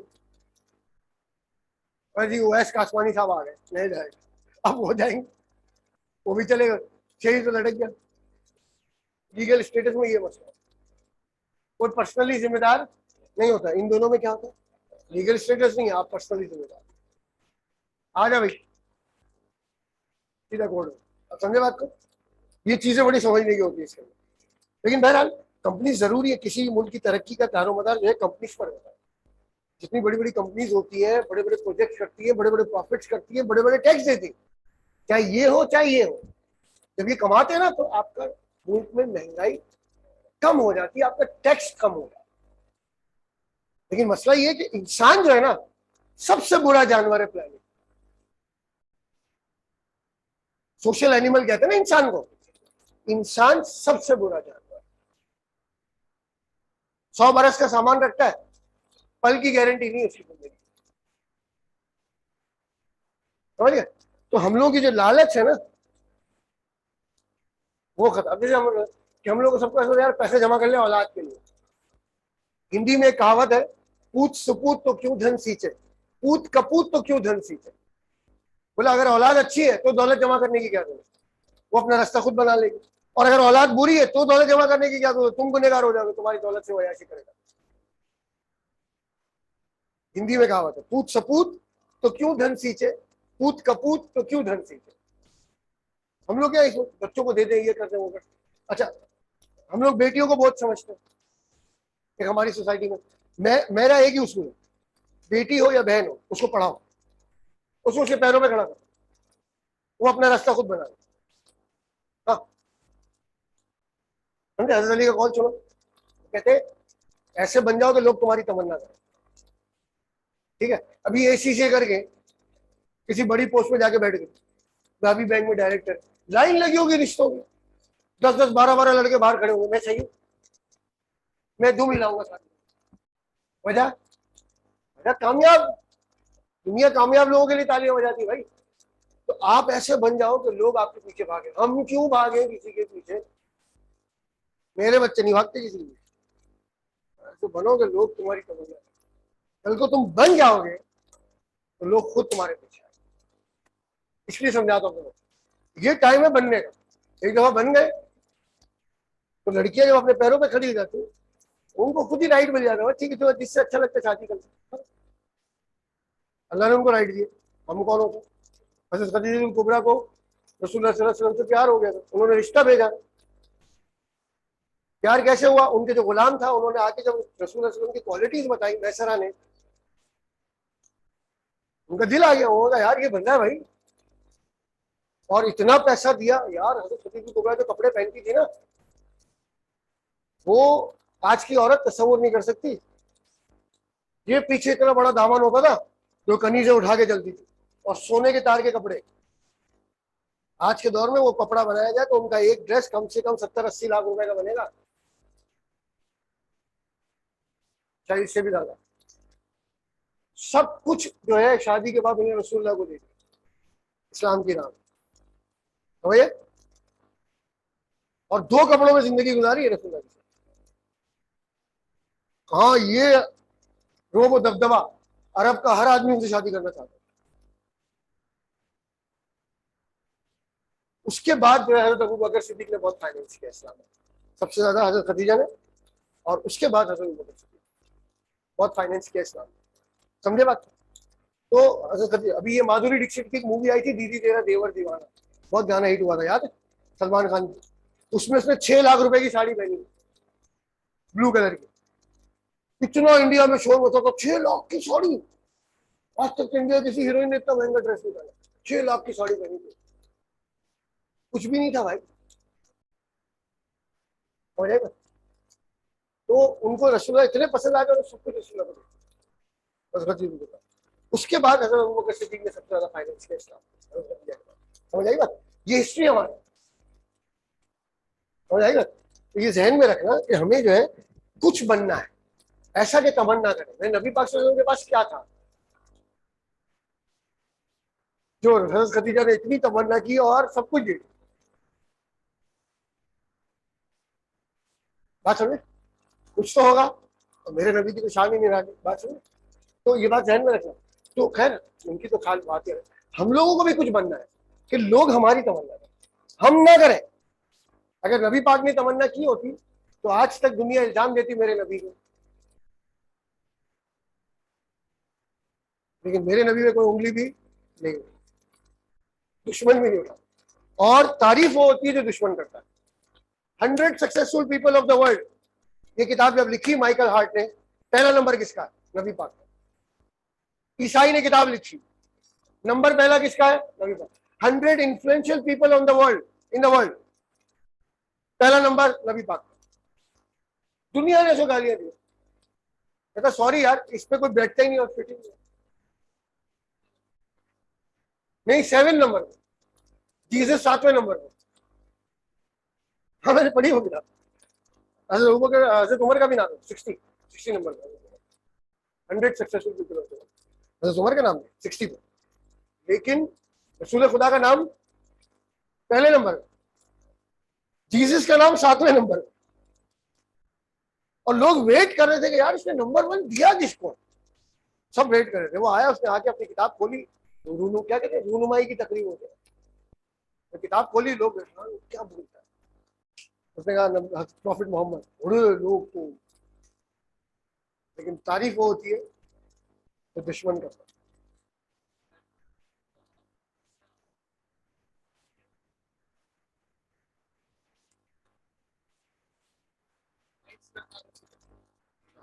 भाई आपको पता है कनाडा में एक किताब पढ़ाई जाती है, नबी पाक सल्लल्लाहु अलैहि वसल्लम ने हजरत खदीजा कुबरा का बिजनेस चलाया था, तो उनकी बिजनेस स्ट्रेटेजी पे एक किताब लिखी गई है। किताब का नाम है business strategies of profit Mohammad. कहाँ पढ़ाई जाती है? वाटरलू यूनिवर्सिटी कनाडा, दुनिया की टॉप 10 यूनिवर्सिटीज में से एक। और उसका जो मेन गेट है, उसके रोड का नाम क्या है? NED university road.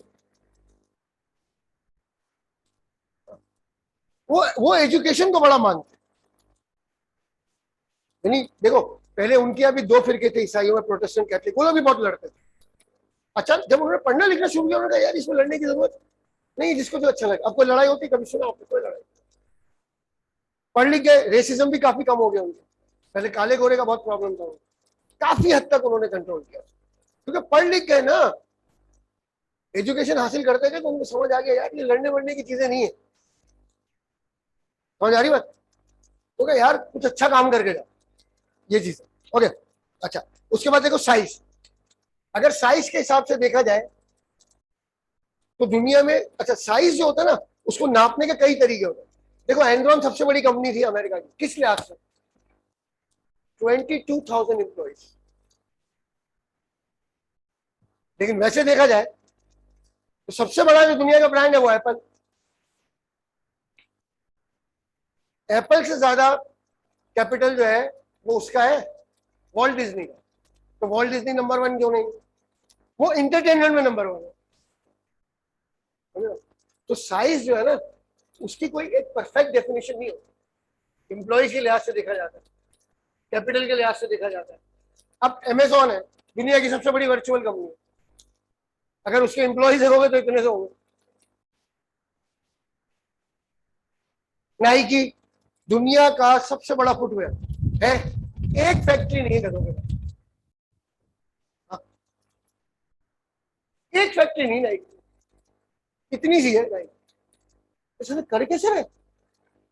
सारा ऑनलाइन है, आउटसोर्सिंग। जो नाइकी की एक भी फैक्ट्री नहीं दुनिया, सारा आउटसोर्सिंग। बनाई मैंने। सिटी स्कूल को देख लो, पाकिस्तान में सबसे बड़ा स्कूल है, प्राइवेट स्कूल है, सिटी स्कूल है, वो फ्रेंचाइज पे चलता है। समझ बात को? तो साइज नापने के अलग अलग तरीके। सबसे बड़ी ब्रांच, हम सिटी को बड़ा क्यों बोलते हैं? सबसे बड़ी ब्रांचेज उसकी, सबसे ज्यादा ब्रांचेस सिटी की, इसलिए हम उसको बड़ा बोलते हैं। सही है, ठीक है। लेकिन ये जरूरी नहीं कि अगर बहुत बड़ा बिजनेस हो तो उसकी ब्रांचेज भी बहुत हो, ये भी जरूरी नहीं। अमेजोन जो है, अमेजोन वो सारा वर्चुअल है, इतनी सी है organization। लेकिन अब वैसे देखो सबसे बड़ी वर्चुअल कंपनी, तो साइज पे डिपेंड करता है। अच्छा उसके बाद आता है आपका फाइनेंस।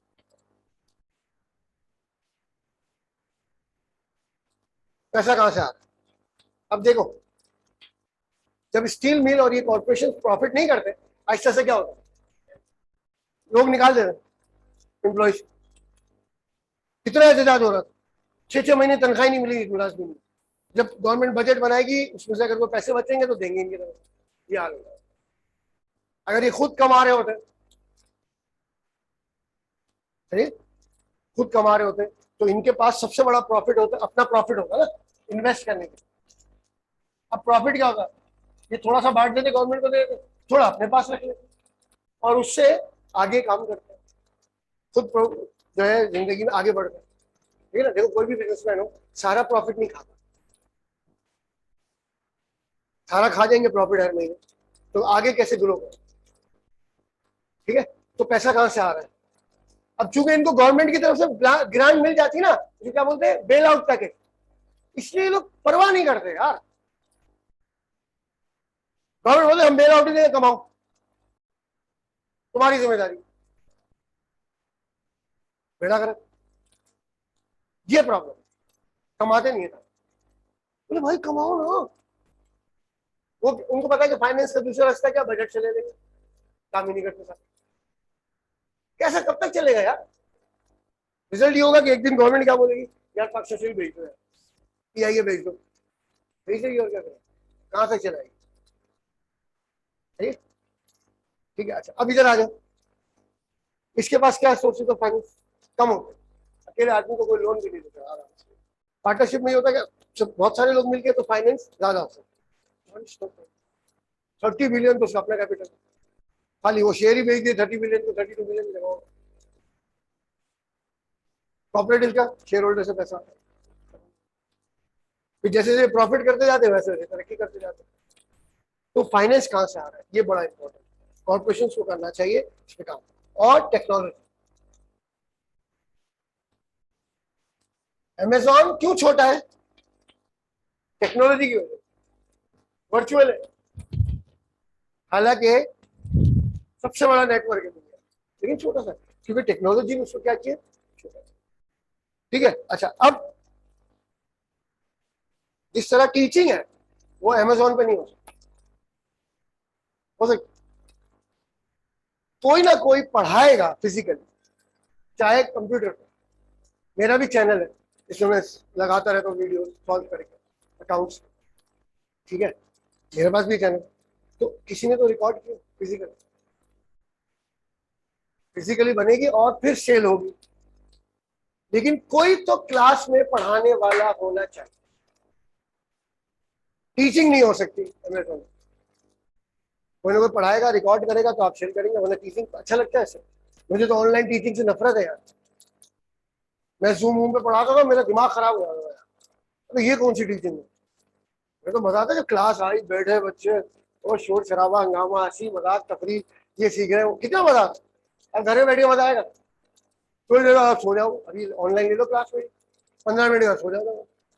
तो वो दिखाया थी इसकी वो, कि वो जो है यहाँ पे चड्डा पहना हुआ, ऊपर टाई वाई लगा के ऑनलाइन क्लास ले रहा है, इसे बता कितने मीम्स बने थे, ये जो कोविड में चल रहा था। और कितने टीचर के वहां से बच्चे को चप्पल दिखा रही होती, पढ़ा भी रही होती क्लास में। ओके बच्चों आप लोग किताब खोले, देखो बच्चा ने वहां से पीछे कोई शरारत कर रहा होगा, उसका अपना बच्चा चप्पल दिखा रही है उसको। वो किसी ने उसकी रिकॉर्डिंग डाल दी फेसबुक पे, किसी को बेचारे टीचर्स कितने बड़े। वो एक टीचर वो दिखा रहे बार बार यूं यूं हो रही पढ़ाते, तो कैमरा हटा देखा वो बच्चे को ढूला भी दे रही, साथ साथ पढ़ा भी रही है। घर में कैसा, ऐसी कोई टीचिंग होती है यार? टीचिंग का मजा आता है क्लासरूम में, आता है नहीं आता? कि आप आए बैठे, आपने कभी सर आगे बोर्ड पे लिखा, चीजें देखी आपने, क्या बोलते हैं इसको, लैपटॉप पे इस पे चीजें, प्रोजेक्टर वगैरह हमारे टीचर्स बहुत सारे यूज करते हैं, मैं कम यूज करता हूँ टेक्नोलॉजी। तो जितना टेक्नोलॉजी यूज करते जाएंगे, इतना ऑर्गेनाइजेशन का जो कल्चर है वो डिफरेंट होता चलेगा दूसरी ऑर्गेनाइजेशन। ठीक है, बैंक्स का देख लो, आप टेक्नोलॉजी के इस्तेमाल में बैंक का एनवायरमेंट कितना चेंज करते हैं,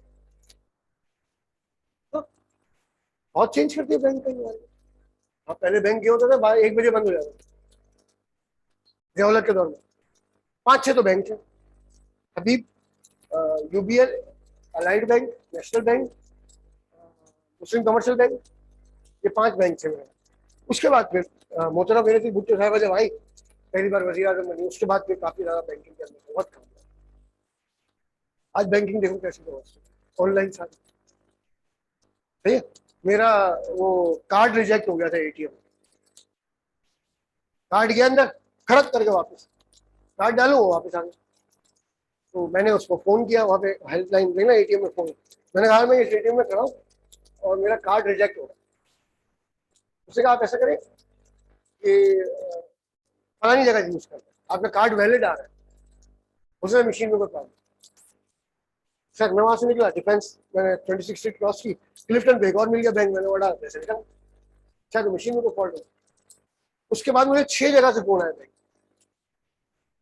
सर वो आपका कार्ड आपको मिल गया था वापस, आपको कोई प्रॉब्लम तो नहीं हो रही यूज करने में, हमने वो वाला एटीएम सही कर दिया।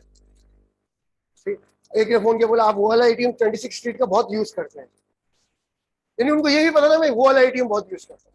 मैंने कहा वो मेरे रास्ते में प्रीतम से निकलता तो वहां से पैसे निकालता, तो बोला सर अब आप वहां यूज कर लीजिएगा, एटीएम सही कर दिया, एटीएम का प्रॉब्लम।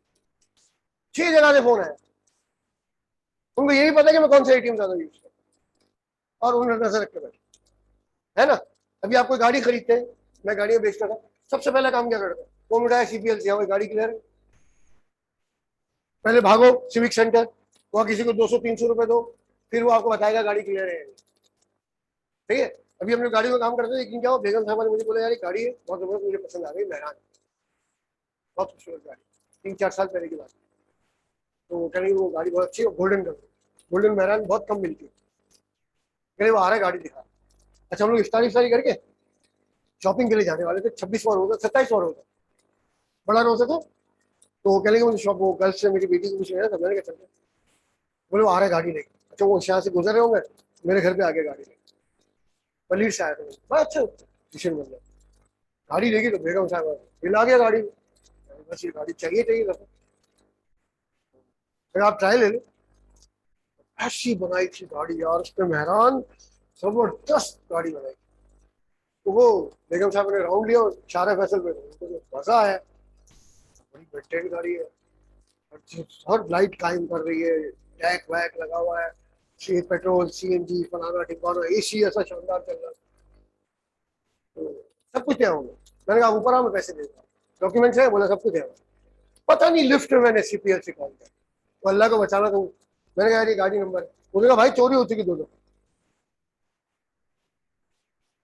मैंने कहा सॉरी मुझे नहीं चाहिए, वो मेरे साथ लिफ्ट में था पैसे लेने के लिए, मैंने कहा सॉरी यार मैं गाड़ी नहीं कर, मैंने क्या, मैंने कहा आपकी गाड़ी को चोरी, बच गया ना। अगर मैं खरीद ले रहा तो कोई मुझसे खरीदता, फिर मुझे बेचने की कितनी मुश्किल हो जाती। हमने 10-20-15 हज़ार का माने यार एक गाड़ी नाराज, वो भी ना मिले हमें, तो नुकसान हो गया। कितनी सहूलत है, आप देख रहे हो इस जहन में, ठीक है। ये डिफरेंसेस हो गए, 8 डिफरेंसेस है, याद रखना इसका। अच्छा अब आ जाओ कि दुनिया को आखिर जरूरत क्या थी, ऑर्गेनाइजेशन क्यों बनाए। देखो मैंने उस दिन समझाया था तुमको कि ऑर्गेनाइजेशन क्यों बनती है, वाई ऑर्गेनाइजेशन आर फॉर्म।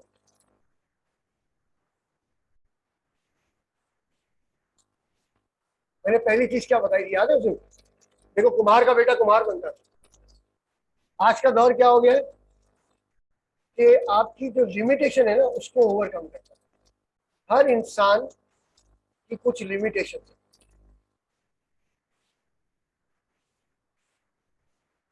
हर इंसान हर काम नहीं कर सकता। सही है। मेरे घर में अक्सर प्लम्बरिंग के काम, इलेक्ट्रिशियन के काम मैं खुद कर लेता, छोटे मोटे काम मैं खुद कर लेता, ठीक है।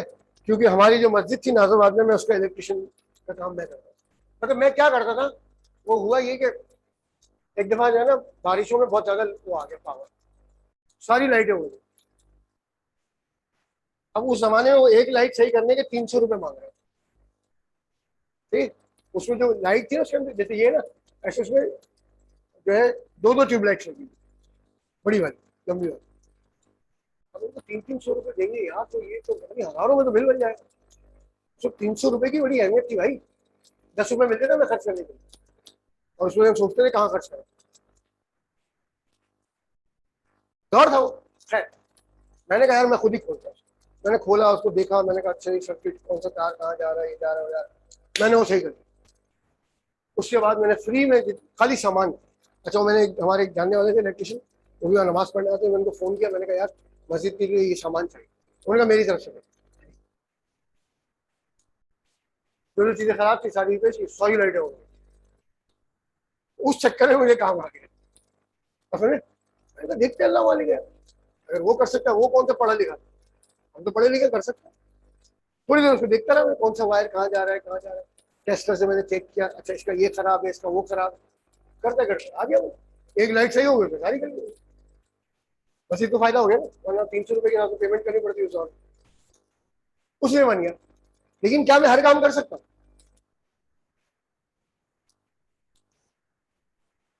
तो असली दुनिया में ऑर्गेनाइजेशन, मैं अपने बच्चे को हर चीज तो नहीं पढ़ा सकता। देखो मेरी बेटी ने कॉमर्स लिया, वो ए लेवल्स कर रही है, ठीक है। अब अकाउंट्स, इकोनॉमिक्स और बीएस बिजनेस उसने लिया, तीनों में पढ़ा सकता हूँ। मेरे बेटे को साइंस में शौक है। केमिस्ट्री, फिजिक्स, मैथ्स बहुत अच्छा था मेरा जब तक मैं साइंस में था। ये सब सब्जेक्ट मैंने पढ़ा है। अब भूल गया हूँ, अब मैं उसकी हेल्प कैसे करूँ? समझ आ गया? मुझे किसी की जरूरत है। स्कूल में हम क्या करते हैं? सारे एक्सपर्ट्स जमा करते, मैथ्स का एक्सपर्ट, इंग्लिश का एक्सपर्ट, उर्दू का एक्सपर्ट, केमिस्ट्री का, फिजिक्स का, अकाउंट्स का, बिजनेस का, इकोनॉमिक्स का, सारे एक्सपर्ट्स को हम जमा करते हैं, क्योंकि हर आदमी हर सब्जेक्ट नहीं पढ़ाता, और वो एक्सपर्ट हमारे बच्चों को पढ़ाता। स्पोर्ट्स का एक्सपर्ट होता है ना, ठीक है। अच्छा अक्सर स्कूलों में जो है टाइम पास भी करते हैं, तो नहीं करना चाहिए। मतलब ये कि जैसे सर सफर जो है, अब वो हमारे, मेरी एक ऑर्गेनाइजेशन थी, मेरी जॉब चली गई वहाँ पे, तो मैंने कोऑर्डिनेटर को बोला कि please don't enter into my class without my permission.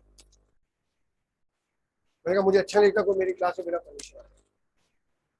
ठीक है तभी उसने कहा मैं नहीं आ रहा। मैंने कहा तो मैं जा रहा हूँ, मैं बैग उठा के चला गया, छोड़ दिया। मैंने कहा तमीज ही नहीं आपकी कोऑर्डिनेटर, ठीक है।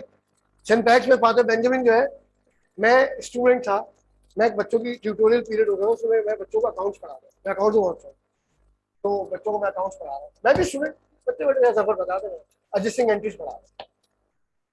फादर बेंजामिन गुजरे वहां से, उन्होंने दरवाजा खड़े पूछा सर मैं आई कम इन? मैंने कहा father I am just taking tutorial. No no, you are the teacher, you are the king of the class, I should take permission before entering to class. तमीज वाले लोग थे यार, तो मुझसे तो ये बर्दाश्त ही नहीं होता। सही है। वैस कासवानी जो प्रिंसिपल है हमारे, वो मेरे स्टूडेंट भी, बच्चों की तरह मेरे लिए, वो अपने कमरे में बैठा होता ना, मैं बिना नॉक किए नहीं जाता, मेरा स्टूडेंट है, कुछ भी है वो अंदर, हो सकता है कोई प्राइवेट बात कर रहा हो, कोई उनकी अपनी पर्सनल कोई चीज चल रही है, हमेशा नॉक करूंगा, मैं कमिंग, उन्होंने जमीन नहीं सर आप आ जाएगा। जो प्रोटोकॉल है वो प्रोटोकॉल है। तो मेरा स्टूडेंट है, मेरा बेटा सही है, लेकिन अभी तो बैठा प्रिंसिपल, तो कैसे मैं कमिंग, वो शर्मिंदा हो जाएगा फिर, अरे सर आप आ जाएगा, ये प्रोटोकॉल है। मेरी बेटी के कमरे में नॉक करके, वो लोग मेरे कमरे में नॉक करके, ये प्रोटोकॉल, तमीज ही नहीं है। अपने आप को फिरौन समझ, एक सीट मिल गई ना छोटी सी, फिरौन बन जाते हैं, दिमाग खराब हो जाता है तमीज से। चल बात, मैं नहीं जा रही, मैंने कहा मैं जा रहा हूँ, छोड़ जा। अब सेशन के बीच में उन्होंने मुझे रोकने की कोशिश नहीं की, ठीक है कोई बात नहीं, बायो के टीचर को बोल दिया अकाउंट पढ़ा सकता है, बेड़ा गर्क कर दिया स्कूल का। बायो का टीचर अकाउंट पढ़ा, केमिस्ट्री की जिन्होंने बोला बिजनेस पेपर पढ़ा, वो कैसे पढ़ा सकता? हर इंसान की लिमिटेशन, ऑर्गेनाइजेशन जब बन गई तो उस लिमिटेशन को हम ओवरकम कर सकते। अब फॉर एग्जाम्पल हमारे घर पे 1000 मेहमान आने वाले, अली दादा की बारात, 1000 मेहमान आने वाले, ठीक है सही। 1000 मेहमानों के लिए खाना मैं अकेला पका सकता हूँ? तुम्हारे घर में कोई पका सकता है? कितने लोगों की जरूरत है? अच्छा एक ही डिश पकानी, बिरयानी और ड्रिंक, बस और कुछ भी नहीं दे रहे, वन डिश। लेकिन 1000 लोगों की बिरयानी भी अकेला नहीं बना सकता, एक डिश। हमें तो हमारे यहाँ चलो मीठा भी होगा, चाइनीज भी होगा, बिरयानी भी होगी, कोरमा भी होगा, रोटियां भी होंगी, तो कैटरिंग ऑर्गेनाइजेशन है ना। आपने बोली 1,000 लोग, उन्होंने क्या किया, बावर्चियों को सबको जमा किया, वो सब मिलकर खड़ा खड़ा खड़ा खड़ा रात को 9 बजे खाना लेकर आ गए। जैसे अली रजा का निकाह हुआ, फौरन उन्होंने खाना खोल दिया, ले भाई चल खा लो। सही है, आपके लिए कितना आसान है, कोई टेंशन कोई फटी, सब तैयार हो गया है, हॉल में शादी हुई, सब निकल गए वापस, कहानी खत्म, इजी हो गया। सही, आपको कोई प्रॉब्लम है, मोहल्ले में जो हॉस्पिटल होता है, आपके अब्बासी शहीद है, और भी बहुत सारे हॉस्पिटल होते हैं, प्राइवेट भी गवर्नमेंट, आपको कितना आसान है, आप गए, आपने कहा जी वो ये पैरों में दर्द हो रहा है, अच्छा एक्सरे करा दो, बराबर में एक्सरे यूनिट में गए, एक्सरे करवा लिया, इधर गए वहां से ये करा लिया, लेबोरेटरी से, आसान है। वरना सोचो कि आपने बोला अच्छा एक्सरे करा दो, फिर आप कहीं गए, रिक्शा में बैठ गए, वहां पे एक्सरे कराया, फिर वापस आए, उन्होंने कहा कि आपका जो खून टेस्ट होगा, फिर आप बैठे रिक्शा में गए खून टेस्ट, अभी ये क्या हो रहा है, एक ऑर्गेनाइजेशन बन गई, आपका काम आसान हो गया, डॉक्टर का भी काम आसान हो गया, हर एक का काम आसान हो, क्योंकि अकेला आदमी सब काम नहीं कर सकता, ये उसकी लिमिटेशन। तो ये कॉन्सेप्ट आया कि क्यों अकेला आदमी मुल्क को नहीं बचा सकता, उसको भी आर्मी की जरूरत पड़ेगी, पड़ती नहीं पड़ती है। अच्छा, और देखो दूसरी चीज है स्पेशलाइजेशन, बस चलते हैं यार, गर्मी बहुत है, स्पेशलाइजेशन समझते हो क्या है, हर चीज का एक्सपर्ट। सही है, सुनो एक्सपर्ट क्या होता है, एक आदमी डॉक्टर के पास गया, कह रहा डॉक्टर मेरे पेट में बहुत दर्द, बहुत दर्द है, तो सब कुछ करें प्लीज, बहुत दर्द हो, डॉक्टर ने कहा बेटा आप एक काम करो, आई स्पेशलिस्ट को दिखाओ।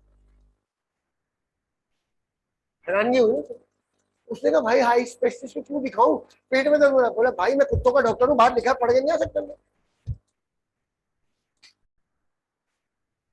समझ गए स्पेशलिस्ट, आज के दौर स्पेशलिस्ट का भाई, समझे। अब आप पता चला कि जी वो जो है डॉक्टर सुलेमान जो हड्डियों के डॉक्टर है, वो आपको ऑडिट पढ़ाने आएंगे, अली रजा तो वहीं खुदकुशी कर लेगा, बोला भैया ये डॉक्टर सुलेमान का क्या काम है ऑडिट में, है है ही नहीं। आप गए डॉक्टर के पास, तो पढ़े डॉक्टर ने बताया हड्डियों का डॉक्टर थोड़ी, मैं तो चार्टर्ड अकाउंटेंट हूँ, पाँव छोड़ मेरा, खबरदार मुझे देगा, अबे तू चार्टर्ड अकाउंटेंट है, पाँव कैसे देगा मेरा, सिंपल, समझ आ रही बात, ये जहन में रखना, स्पेशलाइजेशन होती है ऑर्गेनाइजेशन के अंदर। अच्छा उसके बाद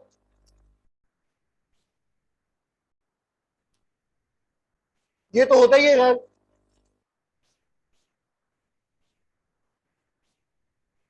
1,000 लोगों का खाना इन लोगों ने पकाया, आपको कितना टाइम सेव होगा, एक ऑर्गेनाइजेशन आपका टाइम सेव करती है, हॉस्पिटल में गए, यहाँ पे गए एक्सरे कराया, ब्लड टेस्ट फटाफट वहीं एक ही जगह सारे काम, ठीक है, चीज पे आप गए, एक ट्रॉली ली, सब कुछ खरीद लिया एक साथ, हाँ, ऑलपर्स भी, पैम्पर्स भी, और फ्रोजन फूड भी, और पेप्सी भी, और मसाले भी, चावल भी, है, सब डाल दिया, क्रीम श्रीम ये चाहिए वो चाहिए, अब तो कपड़े जूते भी रखने लगे।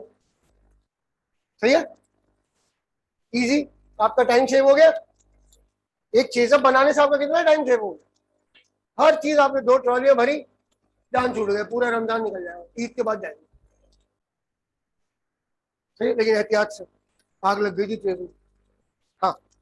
अच्छा अब जो है ना, आपको बताए कि अब खौफ क्या करेगा, आप देखो, ये जो है ना, जो ये वर्चुअल सप्लाई ऑर्गेनाइजेशन है, क्या नाम है इसका, टेक ओवर, नहीं यार क्या नाम है, आजकल मेरी बेटी जाने नहीं देती हम लोग, जब से चेज में आग लगी है ना, पूरी भाव आप नहीं सामान, फिर मैं मंगाती हूँ ना ऑनलाइन, कार्ड बनाया, हर चीज आ रही है, आया घर पे इतनी थैलियां देगी, अच्छा सबको ऐसा हो रहा है यार, हम वहां जाए आग लग जाए, कहाँ भागेंगे, इससे बेहतर है क्यों जा रहे हैं, अभी थोड़े दिन जरा खौफ रहेगा, नाम भूल गए यार, उसकी थैली भी आई, एयरलिफ्ट नहीं किया, कुछ और नाम था, टी से कोई नाम था,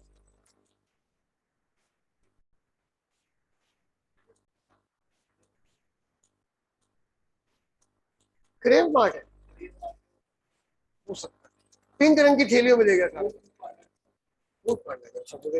पिंक थैली इतनी सारी देगी, बोले खबरदार बाबा भाग जाओ, आपको जो चाहिए मंगा दो, चाय की पत्ती और दूध और ऑलपर और ये गड़ा गड़ा गड़ा गड़ा गड़ा गड़ा गड़ा है, इजी है, तो ये आपकी जान छोड़ गई, कितना टाइम सेव हो गया। अच्छा वॉलमार्ट में आप चले जाए, अमेरिका में वॉलमार्ट सबसे बड़ा दुनिया का डिपार्टमेंट, अच्छा, उनका सेविंग टाइम सेविंग कैसे?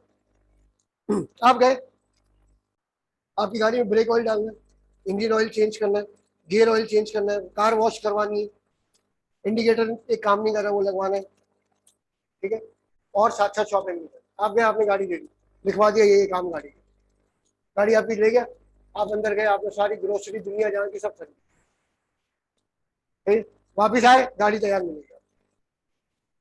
और ये आपको यकीन होगा कि किसी ने इसमें से इंजन के पार्ट्स या कोई चीज निकाली है। समझ? तुमने कार वॉश देखा कभी किसी इंग्लिश फिल्म में? क्या खूबसूरत कार वॉश होता है यार, तो बहुत आगे हमसे यार, हम लोग 200 साल पीछे हमसे, है ना, वो हमसे बहुत आगे। समझ?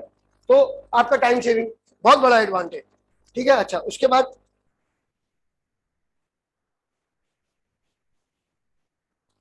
नॉलेज एंड एक्सपीरियंस,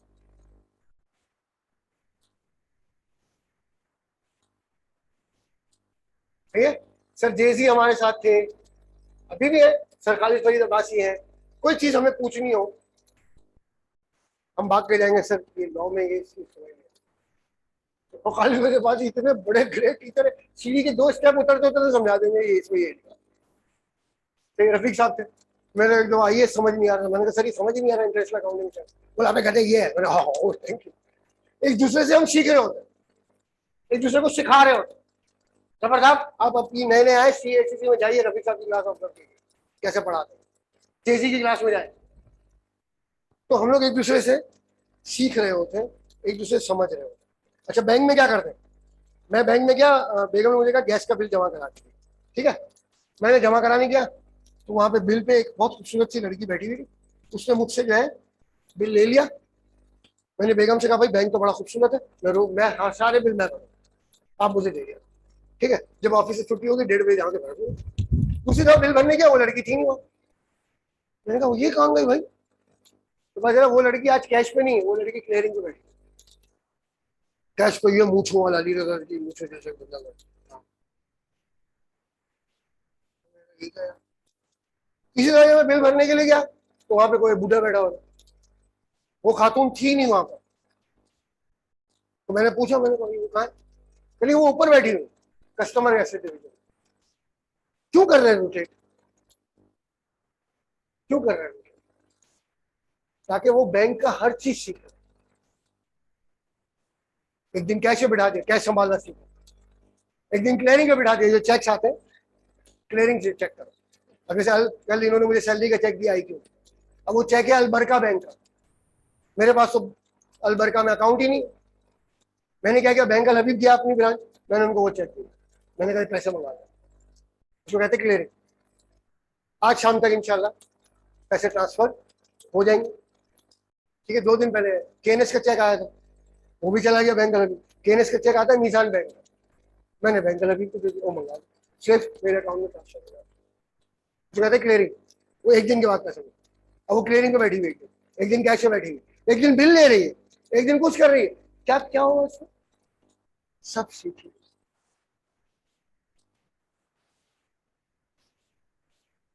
नहीं नहीं चीज, और वही लड़की हो सकता है 10 साल बैंक में जॉब करने के बाद किसी ब्रांच की मैनेजर बन जाए, है ना, क्लियर। मेरे अकाउंट से पैसे निकाल दिए, मैंने चेक डाला, चेक बाउंस हुआ, मैंने कहा भाई 5 महीने की सैलरी पड़ी अंदर हमदर्द यूनिवर्सिटी की, बोला नहीं नहीं अभी नहीं, बाद में आना, 27 और हो गया, आज चलो निकलो।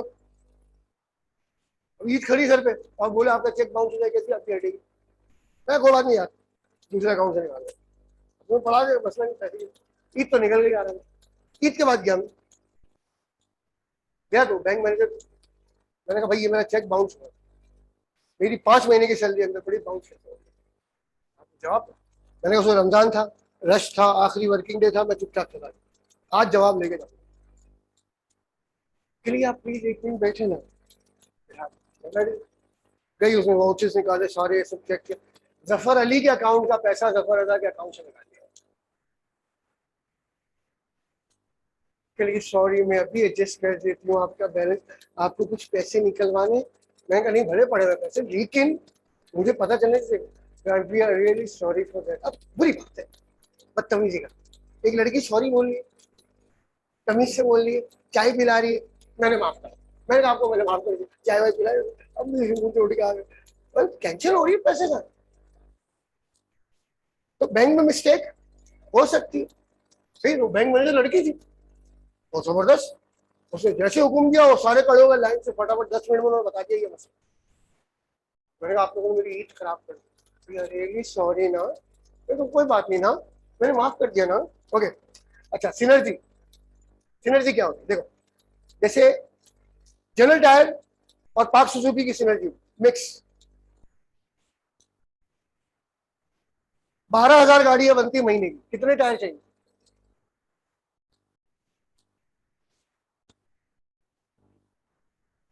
12,000 गाड़ी, 5 टायर लगते हैं गाड़ी में, 4 ऑन 1 स्पेयर, 60,000 टायर चाहिए महीने।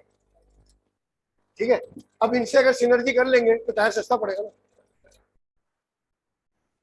अब हम बाय नहीं कर रहे ना, साथ काम कर रहे, तो मर्ज हो गए दो बिजनेस और एक दूसरे को सपोर्ट कर, कितना फायदा हो जाएगा। हाँ, आपको मजे की बात बताओ, ये एजीएस वगैरह इसमें सिनर्जीज बना रहे हैं, क्योंकि भाई सारे 12,000 बैटरी चाहिए हर महीने, 12,000 गाड़ियां बनाता है पाँच सौ, फ्री बैटरी थी। अच्छा, इसके मुकाबले में अगर वो है, सचिन के पास कौन सी गाड़ी है? फिरारी। फिरारी जो है वो साल में 3 गाड़ियां बनाता है, 4 गाड़ियां बनाता है। क्यों? पाक सुजुकी 12,000 गाड़ियां महीने की बनाता है पाकिस्तान में, इंडिया में पता नहीं कितनी बनाता है, तो जाहिर है उनको तो कितनी जरूरत है सिनर्जी की, समझ गए? ये इसलिए बनते हैं। 8 वजह है जो किसी ऑर्गेनाइजेशन को डिफरेंट करती है एक दूसरे से, ओनरशिप, प्रॉफिट वगैरह, और 5 चीजें जिसके लिए ऑर्गेनाइजेशन बनती है। समझ गए? बहुत गर्मी हो रही है, चलो पक गया मेरे, इसको एंड कर दूं। मजा आया?